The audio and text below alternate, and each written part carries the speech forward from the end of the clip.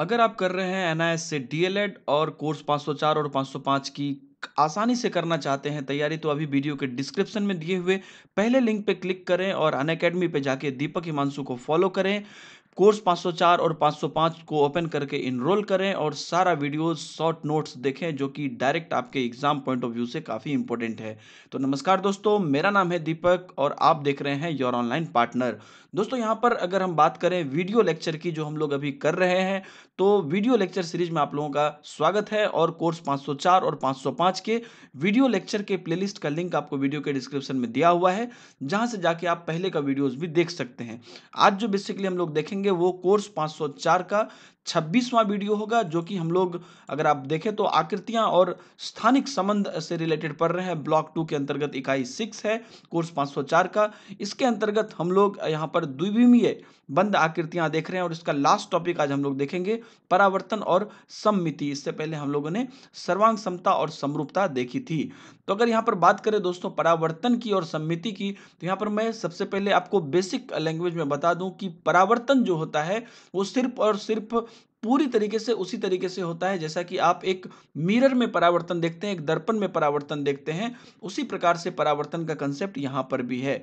मतलब किसी एक रेखा के कंपैरिजन में अगर लें, किसी एक लाइन के कंपैरिजन में लें, उसके लेफ्ट साइड जो मान लीजिए उसके एक साइड में अगर कोई आकृति बनी है, अगर उसका जो है प्रतिबिंब आप एक तरह से कहिए, या जैसा कि छाया बनता है मिरर में, उस प्रकार से अगर उसका छाया बना हुआ है तो वो जो है यहाँ पर परावर्तन कहलाता है। जैसे अगर आप मिरर में अपना चेहरा देखते हैं तो आपको लेफ्ट हैंड आपका राइट लगता है देखने में और राइट आपका लेफ्ट लगता है। तो इस प्रकार से जो छाया बनता है इसको परावर्तन यहाँ पर भी वही कहते हैं।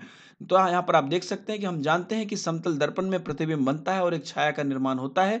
ज्यामिति में परावर्तन की अवधारणा उसी प्रकार से होती है जैसे समतल दर्पण में होती है। तो जैसा अगर हम एक रेखा की बात करें तो आप देख सकते हैं ये एक रेखा है, इसके इधर एक बिंदु है। इस बिंदु का अगर इधर परावर्तन होगा तो बिल्कुल जितनी दूरी पे ये बिंदु इधर है उतनी ही दूरी पे इधर जो है परावर्तन होगा और यहाँ पर कुछ वो बिंदु दिखेगा। तो यही चीजें हैं यहाँ पर आपको करके बताया गया है कि ये बिंदु था पी। यहाँ पर अगर आप देख लीजिए तो जितना दूरी यहाँ पर है, यहाँ से एक लंब खींचा गया, यहाँ पर एक 90 डिग्री का कोण इस पर बनाया गया और उसके बाद ठीक उतना ही दूरी पर यहाँ पर P1 लिया गया। तो ये P1 जो है आपका नया पॉइंट हो गया परावर्तन के बाद।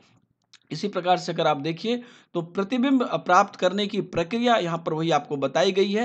आपको जो है 90 डिग्री खींच के, तो यहाँ पर P M equal to P M, मतलब पी डैश वन होगा, P M equal to P dash one लंबाई में होगा और ये कोण जो है दोनों का ये 90 डिग्री खींचा गया।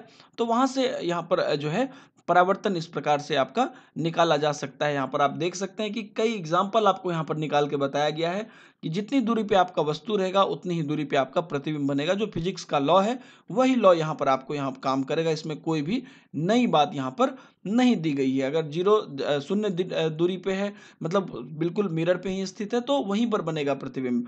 तो इसी प्रकार से मतलब वहां पर आप देख नहीं सकते हैं, जितनी भी दूरी पर रहेगा, अगर आप जैसा जो भी कंसेप्ट आप मिरर में लगाते हैं सेम चीज आप यहां पर लगा सकते हैं। अब यहां पर देखा जाता है रेखाखंड का परावर्तन। जब आप रेखाखंड की परावर्तन की बात करते हैं, यहां पर देखिए ए बी एक रेखा है, ठीक है, और एल ये बड़ा वाला एक आप मिरर समझ लीजिए। तो एल के कंपेरिजन में ए बी का परावर्तन देखें तो इसमें मैं आपको एकदम सिंपल कंसेप्ट बताता हूं। आपको कितना भी मतलब भुजाओं का रेखा रहे, मतलब रेखाखंड रहे, त्रिभुज रहे, चतुर्भुज रहे, डायरेक्ट आप उसका बना सकते हैं। जो जितनी दूरी पर है उतने ही दूरी पर उसको जो है आप अपोजिट साइड में 90 डिग्री का कोण बना के उसको डाल दीजिए। हर बिंदु को मान लीजिए कि यहाँ पर ए और बी दो बिंदु है, तो बी को अगर आप यहाँ पर देखिएगा तो बी यहाँ पर जितनी दूरी है बी का आप यहाँ पर बना दीजिए। यहाँ पर इन्होंने इसे बी डैश देना चाहिए, ए डैश नाम दिया है, तो यहाँ पर बी डैश उतनी ही दूरी पर बना दीजिए। उसी प्रकार से ए यहाँ पर पॉइंट है, तो ए जितनी दूरी पर है इस पूरा बड़ी वाली एल रेखा से, उतनी ही दूरी पर आप यहाँ पर अपोजिट में ए डैश बना दीजिए 90 डिग्री का कोण बना के। उसके बाद जैसे कि ए बी यहाँ पर जो है मिला हुआ, वहाँ पर आप ए डैश बी डैश को मिला सकते हैं। यही चीज आपका त्रिभुज में अगर बताया जाए, जैसा देखिए त्रिभुज में परावर्तन है, तो त्रिभुज में भी परावर्तन का वही कंसेप्ट होगा। त्रिभुज में क्या है, तीन भुजा है, ठीक है, तो उस तीनों भुजा से, मतलब उस तीनों शीर्ष से आप कह सकते हैं, ए से बी से सी से, तीनों जो उसका लास्ट पॉइंट है वहां से उसको मिरर मानते हुए, बड़ा वाला रेखा को मिरर मानते हुए उसके अपोजिट में बिंदु डाल दीजिए और उसके बाद उसको मिला दीजिए। ईजी है। यहाँ पर आपको 4 बिंदु हो, मतलब चतुर्भुज हो या 5 भुजा का हो, जितना भी हो, आपको बस बिंदु पकड़ना है और उस बिंदु के अपोजिट में, वहाँ पर मिरर के अपोजिट में वो बिंदु डाल देना है पैरेलल में, मतलब उतना ही दूरी पे 90 डिग्री का कोण बना के, और उसके बाद सारे बिंदु को मिला देना है। ये आपका परावर्तन के बाद का इमेज बन जाएगा। ये था हमारा त्रिभुज में परावर्तन, रेखाखंड में परावर्तन या बिंदु में परावर्तन जो हम लोगों ने देखा। ठीक है, तो ये परावर्तन का कंसेप्ट था। अब आता है सममिति का कंसेप्ट। सममिति क्या होता है? देखिए, कुछ वस्तुओं के रूप और डिजाइन हमें बहुत आकर्षक लगते हैं, हम उन वस्तुओं को सुंदर कहते हैं या डिजाइन कहते हैं कि बहुत अच्छा है। कुछ ऐसी ही रूपरेखाएं नीचे दी गई है, जैसे आप देखिए यहाँ पर सममिति में क्या होगा, मैं आपको एक बार फिर से बता देता हूँ। सममिति क्या होगा कि ऐसा कोई रेखा यहाँ पर इस डिजाइन पे या किसी भी अंक पे या किसी चीज पे खींचेंगे, जहां से कि एक साइड वाले को अगर ऊपर से चढ़ा के उस रेखा को ध्यान में रखते हुए, उस रेखा को ध्यान में रखते हुए अगर एक साइड वाले को यहाँ पर घुमा के दूसरे वाले पे चढ़ाएं तो वो एग्जैक्टली फिट बैठ जाए। ध्यान दीजिएगा, ठीक है, ये सर्वांगसम नहीं है। ये क्या है कि यहाँ पर मान लीजिए कि ये दिल बना हुआ है, ठीक है, पान का पत्ता बना हुआ है। यहाँ पर एक बड़ी सी लाइन अगर हम यहाँ पर खींचते हैं, तो पान का पत्ता का जो ये पार्ट है, इसको अगर इस लाइन के ऊपर से चढ़ा के दूसरी तरफ ले जाएं तो वो पूरा पूरी फिट बैठ जाएगा। तो वही हो गया हमारा यहाँ पर जो है सममिति। ठीक है, इसको यहाँ पर बताया भी गया है, आप देख सकते हैं नीचे कि इसमें अगर आप देखिए तो एक आकृति में रैखिक सममिति होती है यदि उसमें एक रेखा ऐसी हो जिसके अनुदेश उसका जो है आकृति को मोड़ने पर आकृति के दोनों भाग परस्पर संपाती हो जाते हैं। संपाती मतलब वही हुआ कि जैसे कि मान लीजिए यहाँ पर ये देखिए रेखा खींचा हुआ है ना, इस रेखा के को यहाँ पर सेंटर मान के अगर इस वाले पार्ट को, लेफ्ट वाले पार्ट को आप फोल्ड करके ऊपर ले जाइएगा राइट वाले पार्ट पे, तो वो एग्जैक्टली उस पर फिट हो जाएगा। यही यहाँ पर दूसरे आकृति में भी देखिए जो फूल बना हुआ है, इसमें भी लेफ्ट वाला जो पार्ट है, आधा फूल है, ये बड़ा वाला फूल, इसको अगर आप सोचिए कि ये रेखा है और ये पेपर पे फूल, पेपर का फूल बना हुआ है, तो उस रेखा के कंपैरिजन में रेखा को यहाँ पर सेंटर मानते हुए अगर लेफ्ट वाले को रेखा के ऊपर से आप मोड़ के यहाँ पर जो है राइट साइड में ले जाइए, तो आप देखिएगा कि वो एग्जैक्टली उस पर बैठ जाता है। तो इसे ही कहते हैं हम लोग सममिति। सेम चीज यहाँ पर बटरफ्लाई में भी यहाँ पर होता है। आगे अगर इसमें देखिए तो आरेखित रेखा जिसके अनुदेश आकृति को मोड़ने पर दोनों संपाती भागों में आकृति विभाजित हो जाती है, उसे रैखिक सममिति कहते हैं। तो ये जो रेखा है जिसके इर्द गिर्द जो है, जो हम लोग देख रहे हैं वो संपाती हो रहा है। संपाती मतलब वही हुआ फोल्ड करने पे उस पे बैठ जाए, तो वो जो दो उसके दोनों तरफ अगर संपाती यहाँ पर होते हैं तो इस रेखा को रैखिक सममिति बोलते हैं। ठीक है, यहाँ पर हमने सममिति का भी उदाहरण देख लिया और सममिति का परिभाषा देख लिया और रैखिक सममिति को भी समझ लिया। ये जो रेखा है जिसके इर्द गिर्द संपाती बनता है उसे हम लोग रैखिक सममिति बोलते हैं। यहाँ पर आप कुछ देख लीजिए, कुछ अल्फाबेट्स भी हैं जो कि यहाँ पर रैखिक सममिति बनाते हैं किसी लाइन के कंपैरेटिवली में। यहाँ पर मान लीजिए आपकी इंटेलिजेंसी इसी में है कि आप लाइन कहाँ पर और कैसे खींचते हैं। ये देखिए ए में यहाँ पर जो लाइन खींचा गया, ए के लेफ्ट साइड को अगर यहाँ पर फोल्ड करके राइट साइड पे बैठाया जाए तो वो पूरा पूरी बैठ जाएगा बराबर। बी में देखिए यहाँ पर जो है हॉरिजॉन्टली लाइन खींचा गया, डी में भी और ई में भी। तो इसको अगर ऊपर वाले को मोड़ के नीचे वाले पे बैठाइए या डी को ऊपर वाले को नीचे पे बैठाइए या ई को बैठाइए, तीनों बैठाइएगा तो आप देखिएगा कि एग्जैक्टली वहाँ पे सेम बैठ जा रहा है। तो ये यहाँ पर जो है अंग्रेजी अक्षरों में भी रैखिक सममितियाँ होती है। यहाँ पर अगर आपको आगे देखिए तो सममिति रेखाएं और ज्यामिति आकृति यहाँ पर आपको दे रहा है। तो वही चीज आपका यहाँ पर कंसेप्ट ज्यामिति आकृति में भी लागू होगा। जैसा अभी हमने फूल में देखा, जैसा लेटर्स में देखा, वैसा ज्यामिति आकृति में भी होगा। जैसे ये ट्रायंगल है आपका, ठीक है ना, ट्रायंगल के यहाँ पर बीच में हमको इस प्रकार से रेखा खींचना है कि ट्रायंगल का लेफ्ट वाला पार्ट जब फोल्ड किया जाए राइट वाले पार्ट पे तो वो एग्जैक्टली वहां पर बैठ जाए। तो देखिए पी जो यहाँ पर रेखा खींचा गया है एबीसी ट्रायंगल पे, तो ये वाला जो ए बी वाला पार्ट है इसको मोड़ के अगर यहाँ पर ऊपर पे रखा जाए राइट वाले पार्ट पे एसी पे, तो एग्जैक्टली बैठ जाएगा। तो यहाँ पर अब आपको प्रश्न इस तरीके से आ सकता है कि किसी एक त्रिभुज या चतुर्भुज या कुछ आपको दे देगा, उसमें कितना जो है यहाँ पर सममिति रेखा खींचा जा सकता है, ठीक है, या कितनी रैखिक सममिति उसकी हो सकती है, आपसे पूछा जा सकता है। तो आपको ये अंदाजा लगाना पड़ेगा कि कहाँ कहाँ पे रेखा खींचने पे, वो फोल्ड करने पे एग्जैक्टली सेम रहेगा, उतनी आपकी रैखिक सममिति वहां पर होगी और उसे आप रेखा खींच के दिखा भी सकते हैं। ऐसे ही देखिए यहाँ पर रेक्टेंगल में अगर आप देख लीजिए तो रेक्टेंगल में यहाँ पर दो सममिति हो जाएगा। यहाँ पर जो सीधा सीधी जो वर्टिकल में एक बड़ा सा लाइन पी खींचा हुआ है, इसका देखिए तो यहाँ पर ये वाला पार्ट, लेफ्ट वाला पार्ट जो है ए बी वाला पार्ट, ये फोल्ड करके चल जाएगा डीसी वाला पार्ट पे और एग्जैक्टली सेम हो जाएगा ये पी के कॉरस्पॉन्डिंग में।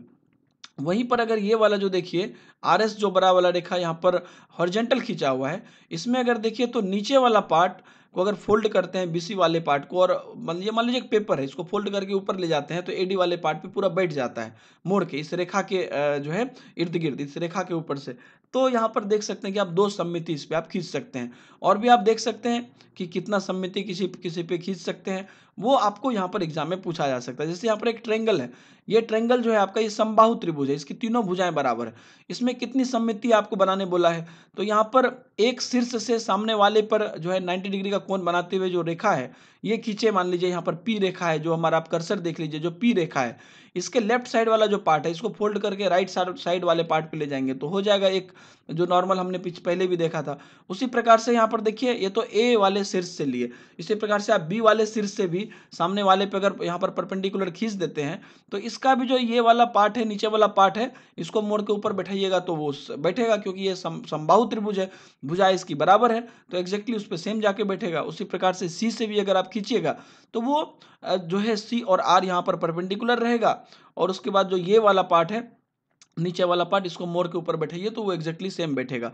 तो यहाँ पर समबाहु त्रिभुज में आप 3 रैखिक सममिति आप जो है यहाँ पर खींच सकते हैं, ये बात यहाँ पर दिया हुआ है।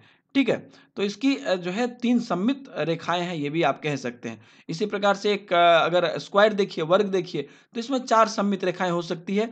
एक तो यहाँ पर सीधा सीधी लाइन खींच के, और एक वर्टिकल में, एक हॉरिजॉन्टल में, 2 ये हो गया, और डायगोनली 2 डायगोनल है तो 2 डायगोनली यहाँ पर भी खींचेंगे तो वो भी एग्जैक्टली सेम बैठता है। तो ये जब आप आकृति बनाएंगे ना अपने पेपर पे, उसके बाद आप यहाँ पर इमेजिनेशन आपको यहाँ पर लगाना पड़ेगा, अपनी अमूर्त क्षमता लगानी पड़ेगी, जिससे आपको पता चल जाएगा। ठीक है, आगे यहाँ पर कहा जा रहा है कि वृत्त के केंद्र से गुजरने वाली रेखा वृत्त का सममित रेखा है। तो वृत्त के केंद्र से जितनी भी रेखा गुजरे वो वृत्त का सममित रेखा होगा ना। वृत्त के केंद्र से आप सीधा सीधी रेखा गुजार दी, कहीं से भी गुजार दीजिए और उसको फोल्ड करिए, वो पूरा पूरी एग्जैक्टली सेम रहेगा। तो इस प्रकार ज्यामितीय आकृतियों की एक या एक से अधिक सममित रेखाएं हो सकती है। अब यहाँ पर है घूर्णन सममित। ठीक है, घूर्णन सममिति क्या है, जैसे कि मान लीजिए कि ये आप पेपर से अगर हवाई का चक्री बनाए हैं, ठीक है, यहाँ पर ये सेंटर है, इसके बाद 4 यहाँ पे है। ये मान लीजिए कि आप पंखा है, ठीक है, पंखा के यहाँ पर 4 पत्ती है। अब यहाँ पर क्या है कि ये पत्ती अभी यहाँ पर है, मान लीजिए कि बी वाला पत्ती चले जाए सी वाले लोकेशन पे और ए वाला पत्ती चले आए बी वाले लोकेशन पे, तो क्या होगा, वो देखने में तो वैसा ही लगेगा। मान लीजिए कि आपके घर में पंखा जो होगा, अभी अगर आप ऊपर देखिए, आपके घर में मान लीजिए पंखा है, पंखा में 3 विंग है, ठीक है, वो विंग अभी जगह पे है, उस विंग को इस तरीके से घुमा दीजिए कि जो दूसरा वाला विंग था वो पहले वाले जगह पे आ जाए, पहला वाला ऑटोमेटिकली दूसरा पे चला जाएगा, दूसरा वाला तीसरे जगह पे चला जाएगा। वो क्या हुआ, वो दिखने में तो वैसा ही लग रहा है, इसको कहते हैं घूर्णन सममिति, मतलब घुमा के आप उसको फिर से उसी तरीका से बना दिए। तो ये हो गया आपका घूर्णन सममिति, जो कि यहाँ पर हमने आपको रियल लाइफ एग्जाम्पल से समझाने की कोशिश की। तो यहाँ पर जो घूर्णन है, घूर्णन उस वस्तु को एक निश्चित बिंदु के चारों ओर घुमाता है। तो जो पंखा का आपका सेंटर है, जहाँ पे आपका कॉइल लगा हुआ है, उसके इर्द गिर्द जो रड जो है, उसके इर्द गिर्द चारों बगल वो घूमता है, इसको घूर्णन सममिति कहते हैं। और इस बिंदु को सममित बिंदु कहते हैं, जिस बिंदु के जो आपका रड है पंखा का, उस वो वहाँ एक बिंदु है, उस बिंदु के इर्द गिर्द चारों विंग या तीनों विंग घूम रहा है, तो वो यहाँ पर आपका सममित बिंदु हो गया। और घूर्णन उस वस्तु को एक निश्चित बिंदु के चारों ओर घुमाता है। तो ये दोस्तों यहाँ पर आपका हो गया कि किस प्रकार से आप जो है अलग अलग प्रकार के यहाँ पर टाइप के सममित हो सकते हैं। पहला तो यहाँ पर आपने देखा सबसे लास्ट में घूर्णन सममिति। उससे पहले हमने जो है त्रिभुज में, ट्रायंगल में, अलग अलग अक्षरों में और अलग अलग फिगर्स में सममिति देखी। यहाँ पर और जो जो जिस रेखा के इर्द गिर्द घूमी जाती है, मतलब जिस रेखा के इर्द गिर्द सममित खींची जाती है, उसे जो है यहाँ पर रेखीय सममिति बोलते हैं, जैसा कि आपने यहाँ पर देखा था, रैखिक सममिति बोलते हैं। और इसके पहले हम लोगों ने यहाँ पर परावर्तन देखा। परावर्तन आपने देखा, बिंदु का परावर्तन या लाइन का परावर्तन या ट्रायंगल का परावर्तन, किसी भी चीज़ का अगर आपको परावर्तन निकालने के लिए बोला जाए तो ठीक उसका जितना बिंदु वहाँ पर है, जितना बिंदु आपको वहाँ पर मिलता है, उस बिंदु को अपोजिट साइड में वहाँ पर जो है उस बिंदु का आप एकदम पूरा पूरी सेम डिस्टेंस पे 90 डिग्री का एंगल खींच के वहाँ पर वो बिंदु डाल दीजिए। मतलब जैसे कि जिस रेखा के परिप्रेक्ष्य में आपको बोला जा रहा है उस रेखा को जो है मानते हुए, लाइन मानते हुए, मिरर मानते हुए उसके अपोजिट में घिस दीजिए और उसके बाद सारे बिंदु को जोड़ दीजिए। वो आपका आराम से परावर्तन यहाँ पर हो जाएगा। तो हमने यहाँ पर परावर्तन और सममिति देखा।